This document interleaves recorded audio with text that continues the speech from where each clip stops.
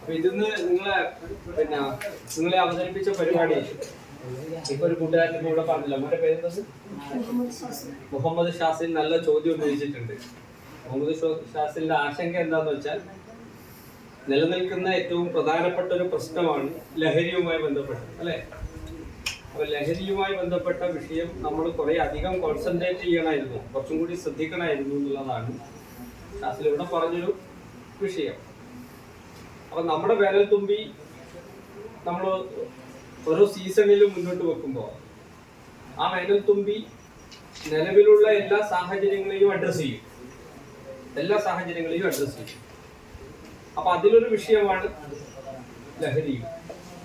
ലഹരിയെ നമ്മൾ നേരിട്ട് പറയുന്നതാണ് കുറവ്. പക്ഷെ ലഹരി എന്ന് പറയുന്നത്, നമ്മൾ ലഹരിയുടെ ഉപയോഗം എന്ന് പറയുന്നത്, ഉപയോഗത്തിൽ മാത്രം നമ്മൾ വിമർശനം ഉന്നയിച്ചത് കൊണ്ട് ലഹരിയെ നിർത്താൻ പറ്റുമോ? ഇല്ല. ലഹരിയുടെ ഉപയോഗം വർദ്ധിക്കുന്നതിൽ അടിസ്ഥാനപരമായ മറ്റു പല പ്രശ്നങ്ങളില്ലേ?